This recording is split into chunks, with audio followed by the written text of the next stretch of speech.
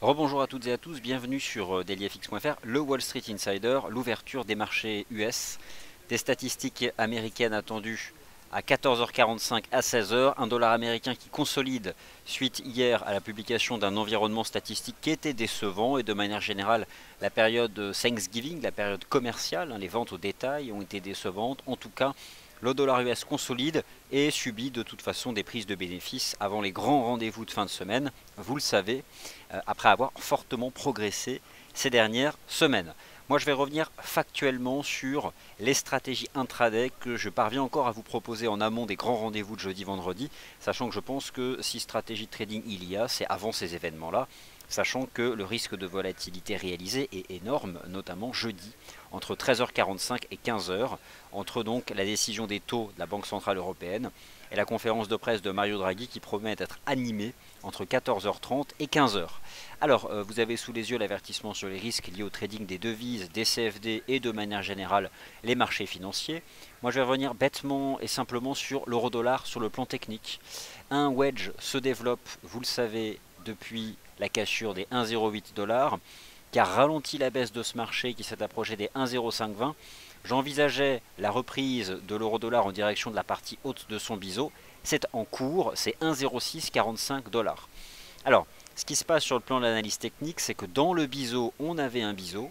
Voilà, le marché a construit une compression en biseau ici dans la partie basse de la plus grosse figure. On en est sorti par le haut ce matin. Donc le marché devrait être en mesure de rejoindre les 1,0645 $ avec des statistiques américaines attendues donc à 15h45 et à 16h. Je vais commencer donc par assurer le suivi de ces stratégies. J'ai le sentiment qu'il y a des stratégies encore directionnelles à mettre en place en partant du principe que tant sur le plan de l'analyse technique à court terme que sur hier les indicateurs publiés, je vais vous poster ça voilà, dans la section commentaires, les chiffres décevants d'hier, qui ont permis donc une consolidation du dollar américain, qui de manière générale, depuis le NFP du 6 novembre, est dans un range, ici, sur l'US dollar index de FXM, entre 12 108 et 12 219. Et l'idée, c'est donc que ce dollar US se balade au sein de ce rectangle. Il a rejeté dans la partie haute vendredi dernier. Hier, il se replie, il casse des lignes de tendance. Après, c'est pas très directionnel, mais bon, à moins d'avoir des chiffres exceptionnels tout à l'heure à 14h45, US dollar index devrait donc se replier davantage. Ça, c'est pour l'approche technique de l'US dollar index. Maintenant, qu'en est-il des stratégies sur les paires majeures? Deux choses. Donc, tout d'abord, l'euro dollar. Je vise 1,0645 et point barre. Et c'est fini. Point final, pardon. Pas point barre. La partie haute du wedge et pas davantage. Le risque, attention, dans l'euro dollar, c'est qu'il y a l'euro en devise principale. Et que forcément, on le sait, jeudi, il peut être sous pression. Dans tous les cas, aujourd'hui, l'euro ne drive rien. C'est le dollar américain qui est sous pression suite au recul pour le 6e mois d'affilée de l'indice des directeurs d'achat de Chicago, ainsi que des promesses de vente de logements. Et de manière générale, l'activité commerciale du week-end de Thanksgiving a été décevante. Ça a aussi pesé sur le dollar américain. Bon, on verra à 15h45 et à 16h les indices PMI en lecture finale pour le mois de novembre. Je vous rappelle que nous avons pris connaissance la nuit dernière de ces mêmes chiffres en Chine, qui s'équilibrent entre la bonne surprise de la Caixin et la mauvaise surprise des chiffres officiels, ainsi que d'un ensemble PMI au sein de la zone euro plutôt bon, hormis la France. Ça soutient l'euro donc aussi. Ça soutient l'euro à court terme, qui donc profite aussi de cette petite consolidation du dollar US. Je vous rappelle aussi qu'il s'agit d'un processus de rachat de positions vendeuses. L'euro-dollar est dans une ferme tendance baissière, notamment depuis 6 semaines, ayant perdu 1100 pips.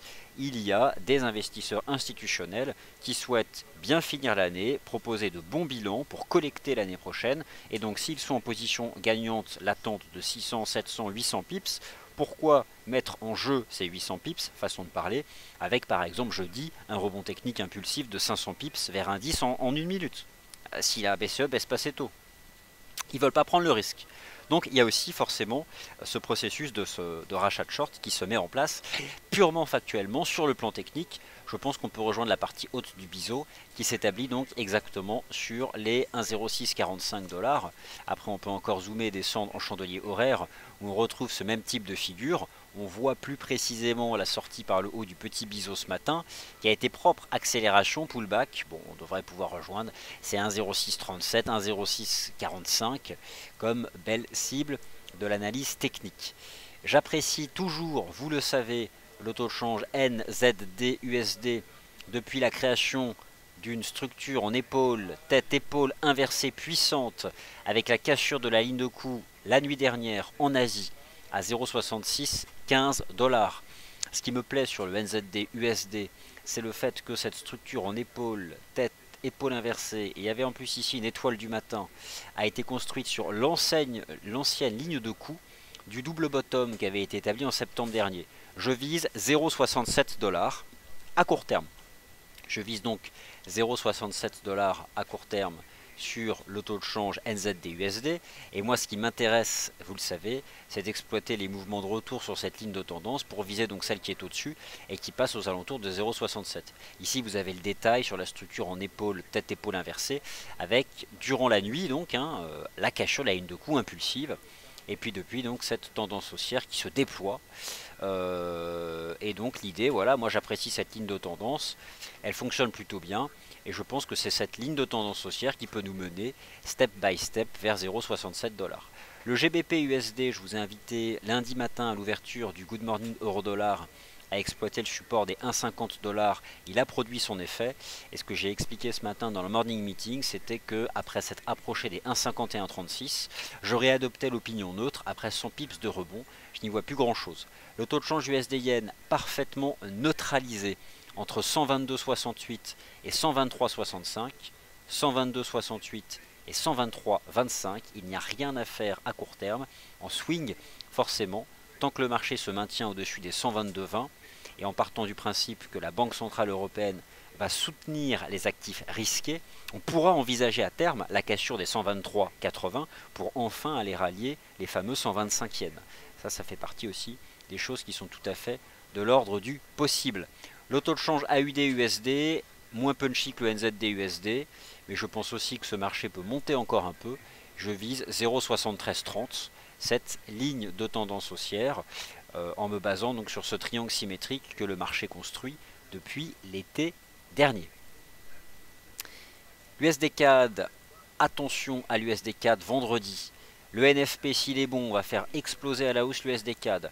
La conférence de presse de l'OPEP à 16 h, si elle vous annonce que l'Arabie Saoudite et que tous les membres de l'OPEP se mettent d'accord pour défendre un plancher à 40 $ sur le pétrole, le CAD se renforce, l'USD-CAD coule. En gros, vendredi, ça pourrait faire entre 14h30 et 15 h, impulsion USD-CAD à la hausse, et à 16 h, on coule. Autant vous dire, mieux vaut ne pas trader le taux USD-CAD vendredi. Par contre, à court terme, bon, là aussi, de toute façon, on a fait une belle progression depuis mi-octobre entre 1,28 et 1,34. La situation technique s'est désormais complètement neutralisée entre 1,3280 et 1,34. On fait la pire des figures chartistes que je connaisse en analyse technique, la formation en porte-voix ou formation élargie ou triangle inversé. Bref, elles sont horribles ces patterns parce qu'il est difficile d'en délimiter la vol.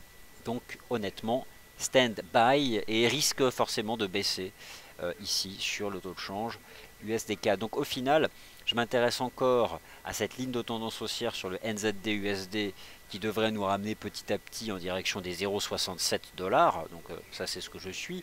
L'heure on va dire des 24 à 48 prochaines heures. Et donc j'envisage une remontée du taux de change euro-dollar vers les 1,0645 $, sachant que le marché a fait 1,0629 $.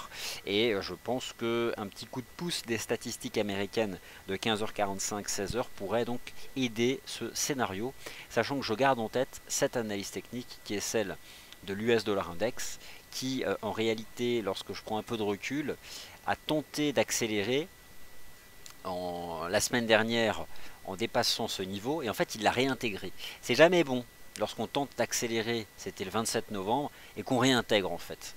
C'est plutôt un facteur technique qui aurait tendance à nous ramener dans cette zone-là, et notamment sur l'US Dollar Index de FXM, en direction du support ici à 12 139. L'once d'or, attention à l'once d'or. Si le dollar US doit consolider, c'est lui qui va bourrer à la hausse, si vous me permettez l'expression, avec cette divergence haussière de RSI qui n'est pas active et qui ne le sera uniquement si le métal jaune casse la résistance à 1075 $. À ce moment-là, on pourra envisager 1090.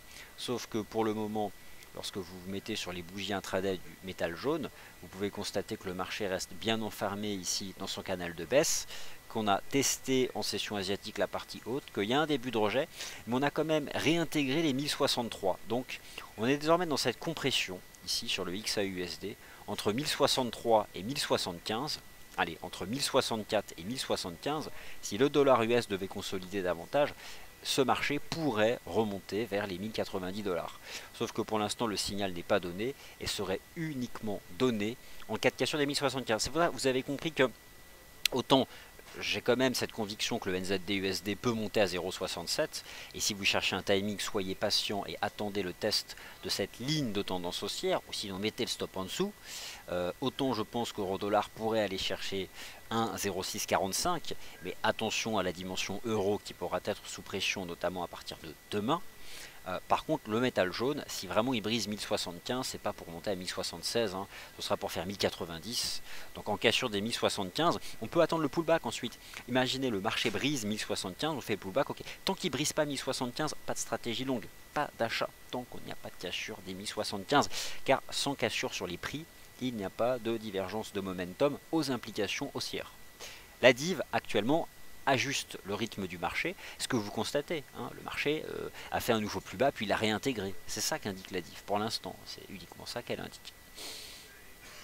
Alors les marchés actions européens, écoutez, que vous dire dessus? On prend le DAX, ça baisse, c'est sous pression, là aussi c'est le processus que j'envisageais ce matin, le marché allemand, Bourse de Francfort a pris 21% depuis le début du mois d'octobre, 21% de hausse.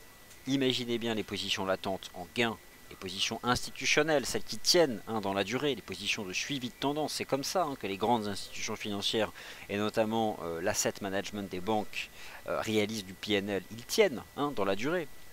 Eux, ils vendent l'euro-dollar à 1,12, ils mettent un target price à 1,06, un stop 300 pips au-dessus, puis ils ne touchent à plus rien.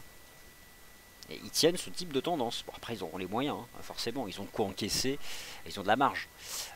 Et ce sont ces positions-là qui sont susceptibles de vouloir être encaissées. Elles existent aussi sur les marchés à terme d'indices boursiers. Le DAX est donc sous pression. Ce qui me gênait ce matin, à court terme, bien sûr, c'est que l'Eurostoxx 50 cassait les 3500 points.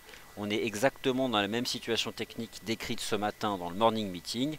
Je ne recherche pas de point d'entrée à court terme sur les indices européens. Et éventuellement, si l'Eurostoxx 50 teste 3473, pourquoi pas? Si je cherche un point d'entrée long pour, par exemple, jouer l'impact positif des stimuli attendus de la part de la Banque Centrale Européenne jeudi, un niveau technique m'interpelle, c'est le niveau des 3470 points sur l'Eurostoxx 50. Et à ce moment-là, si l'Eurostoxx 50 se positionne sur ces 3470 points, jetez un œil au positionnement du CAC, du DAX. Alors, quelle serait la traduction de ces niveaux sur le CAC et le DAX? Ce qui vous ferait un DAX, si le DAX réintègre le triangle, il retombe à 11 240. De toute façon, ce niveau ne sert à plus rien, puisqu'on réintègre. On a une ligne de tendance, par contre, ici, sur le DAX. C'est dans cette zone où le DAX serait susceptible de se stabiliser. Si vous mettez ici, voilà, en données H1, vous prenez tout ce que le marché avait fait au-dessus des 11 242 points. Il y a aussi cette ligne de tendance qui attrape la hausse récente. On voit que le momentum bascule sous 50. Je pense que le DAX il va retomber vers 11 280. 11 280, 11 290. Déjà le DAX là il va baisser à 11 300 parce qu'il réintègre le niveau. Il donne un petit signal technique vendeur. Et donc je pense que ça va baisser jusqu'à ce que l'Eurostoxx 50 rejoigne les 3470 points. Le FTSE en position d'attente, c'est frustrant. La zone de compression comprise ici entre 6330 et 6400. Alors ça marchait, alors sachez déjà que la bourse de Londres n'est pas en hausse depuis le 1er janvier, pour avoir un peu les arbitrages géographiques. Elle recule même, hein. Alors forcément, il y a des choses qu'on peut envisager, le poids des titres du secteur des matières premières industrielles dans le FTSE 600, la force de la livre sterling face à l'euro. Forcément, si vous corrigez la performance du FTSE 600 de la baisse du taux euro-GBP, vous retrouvez des performances proches. Vous pouvez faire le test, corriger la performance annuelle du marché britannique de la tendance baissière de l'euro-GBP. Bon, bah, vous allez voir qu'il n'y a pas un si fort décalage. Mais exprimé en devise nationale, en monnaie domestique, le sterling donc, la livre le FTSE 600 perd encore 3% depuis le 1er janvier, alors que le CAC gagne 15% depuis le 1er janvier. Dans tous les cas, je pense que le FTSE 600 peut remonter vers 6487, mais là on n'accélère pas. Et le seuil d'accélération c'est 6400. Il n'y a encore aucune clôture au-dessus. Regardez la clôture H4, là c'était bon, 6403, ok d'accord. Mais bon, voilà, il y a cette ligne de tendance. On voit qu'on est dans cette zone-là, mais ça ne veut pas y aller. Donc là, l'Eurostoxx 50 c'est short pour viser 3473. Je pense que l'Eurostoxx 50 peut baisser jusqu'à 3473 et le DAX c'est short et on va tomber à 11 300, 11 290. Ouais. 11 300, 11 290. Par contre, dans cette zone là, le marché allemand pourrait se stabiliser. L'US 30, pas compliqué, un range. Et un range bien large. Un range bien large. 17 655 et 17 900. Et voilà, on est là-dedans. Et je vois pas vraiment quelque chose de plus limpide. Et actuellement, l'US 30 est en plein milieu donc de ce range. Ok, je laisse le DAX à droite, le NZD USD à droite aussi, le Gold à gauche. Et je réponds à vos questions. Alors, Fifi, le DAX, si vous cherchez un point d'entrée, je dis 11 280, 11 300. C'est simple, je trade le DAX avec l'Eurostoxx 50. Le seul bon point d'entrée que je vois sur du H1, c'est un alignement Eurostoxx 50 sur 3473 et un DAX qui reviendrait chercher 11 000. Allez, c'est quoi la translation? 11 280.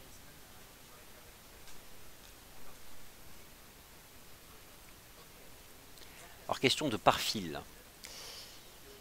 Ne risque-t-on pas un short squeeze sur l'euro-dollar si on touche les 1,0645? Alors, un short squeeze, je sais pas. Mais ce qui est certain, c'est que si on sort par le haut du biseau avant la BCE, en effet, on peut remonter à 1,0760. C'est possible. Vouloir prendre des bénéfices. Et à ce moment-là, le biseau indique, sur le plan graphique, ses prises de bénéfices. Ça représente le comportement. Donc en effet, si on dépasse un 0,645, on va aller chercher un 0,7, voire un 0,760. C'est possible. Mais déjà, je pense qu'on peut quand même aller chercher, c'est un 0,645. C'est pas fait. Hein.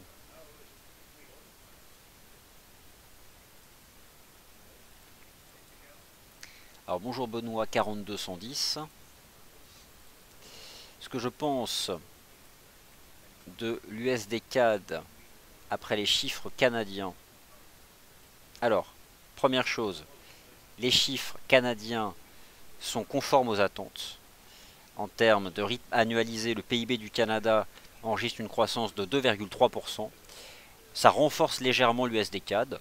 Je ne serais pas surpris de voir... ça renforce le CAD dans l'USD CAD. Je ne serais pas surpris de voir l'USD CAD baisser vers 1,33. Revenons dans cette zone. Mais on reste vraiment dans cette pattern. Mais revenir chercher les 1,33, 1,33,10.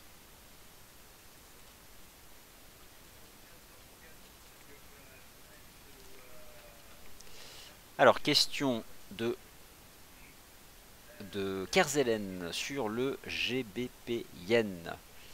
Par rapport à ce qui a pu être proposé ce matin, la situation technique n'a pas changé. Le GBP Yen ne franchit pas les 185,80. À la base, si je prends un peu de recul, le GBP Yen, je m'intéresse au support des 184,30. Ça, vous le savez, j'en avais parlé mercredi dernier à la recherche de stratégies de diversification. On travaille la zone. On doit être d'ailleurs à court terme sur cette ligne de tendance haussière, pas tout à fait. C'est la ligne de tendance haussière qui attrape la hausse depuis la reprise sur les 184,30. C'est une zone où ça peut réagir favorablement, mais bon, on voit qu'on a tenté de dépasser, ça n'a pas franchi. Si je passe ici en H4 sur le GBP Yen, voilà, il faudrait vraiment réaliser une cassure des 185,80. Là, admettons que pour l'instant, le GBP Yen reste là-dedans.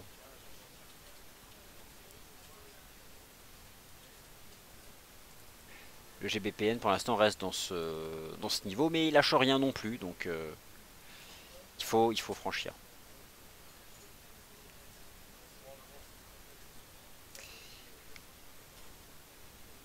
Alors, vous avez shorté 13 375. Alors, vous avez shorté 13 375. Je cherche de quoi vous parler.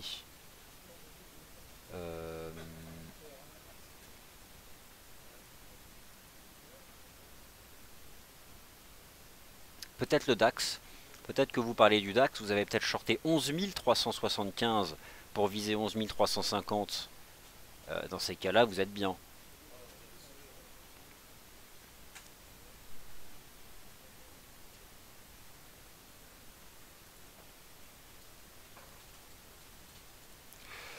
Bon, bah écoutez, voilà.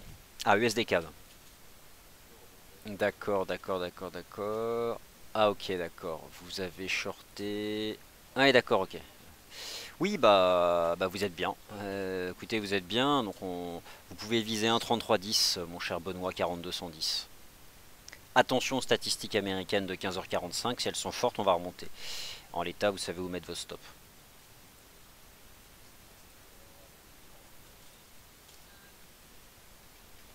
La COP 21 a-t-elle un effet particulier sur les fluctuations du marché? Non, la COP 21, c'est 2 semaines de tractation. Elle aura un impact lorsqu'elle livrera ses conclusions et les obligations des entreprises.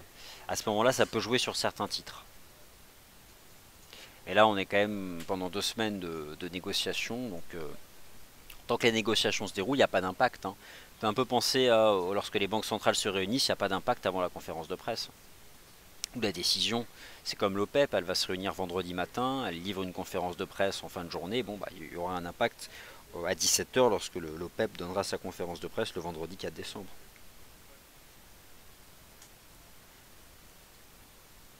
Bon, bah voilà, écoutez, j'ai fait le tour des questions, agenda économique léger, mais demain on franchit un palier, et alors jeudi, vendredi, vous le savez, ce sera le summum du mois de décembre, hormis bien sûr l'ultime événement monétaire qui compte, celui du mercredi 16 décembre. D'ailleurs, je vous rappelle que jeudi, exceptionnellement, le live couvre 13h45, 15h. On fait les taux, la conférence de presse de Draghi en non-stop, sans coupure. Donc de 13h45 à 15h pour tout suivre, et notamment la décision sur les taux qui promet cette fois-ci de créer de la volatilité alors que ça n'a pas été vu depuis un certain temps. Elle ne touche plus à ces taux depuis des mois, la BCE. La dernière fois qu'elle a baissé son taux de dépôt, c'était en 2014. Donc voilà, on ne parle que de quantitative easing, mais il reste une possibilité du levier de baisser les taux. Merci, chers auditeurs, de vos questions, de votre participation, de votre fidélité.